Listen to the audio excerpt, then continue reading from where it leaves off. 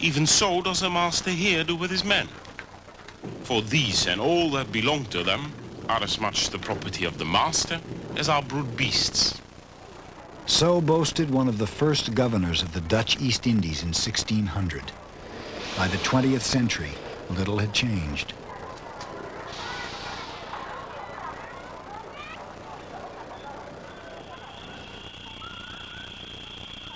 But Indonesians could not band together to resist the colonizers.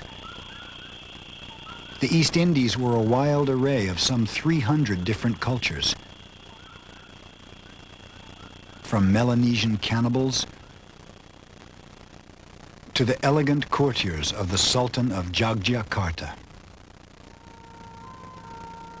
The outnumbered Dutch controlled the Indies by shifting alliances with local potentates and pitting different regions against each other.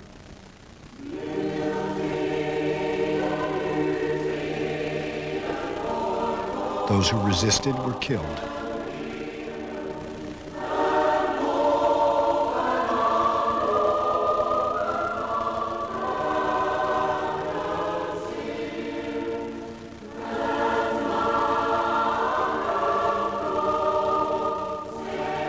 Indonesia's islands are still littered with Dutch cannon.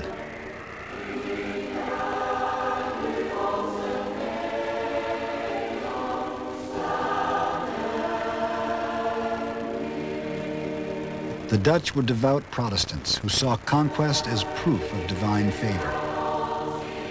Their God was a mighty fortress, and the rich land of Indonesia was their earthly paradise.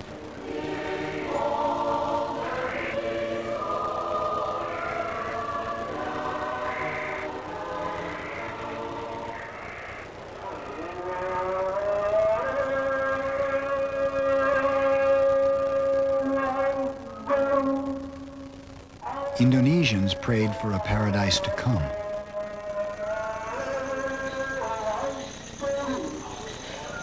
Most were Muslims, converted over centuries by Islamic traders and teachers who sailed here from India and the Middle East.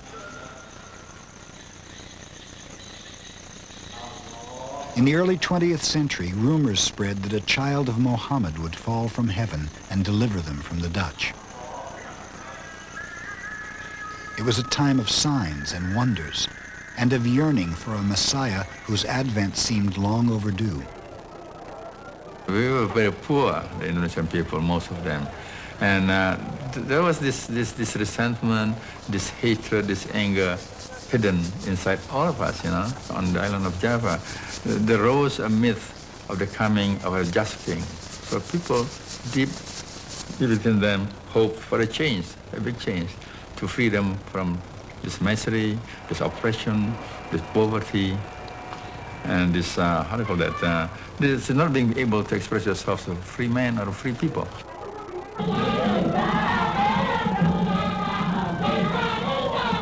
For many Indonesians, there was a divine path to freedom. In the villages, Islam mingled freely with Hindu and Buddhist traditions, and mysticism was a part of daily life.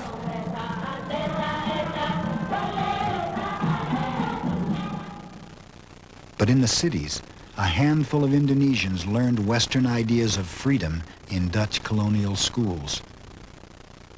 The Dutch, they taught us Dutch history, and we know they're fighting against the Spanish, their 80 years war in 1568 till 1648.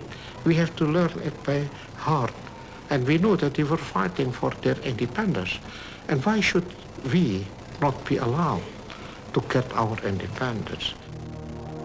At the turn of the century, one young student combined a hatred of the Dutch and a fondness for Western democracy with the oldest myths and deepest yearnings of his people.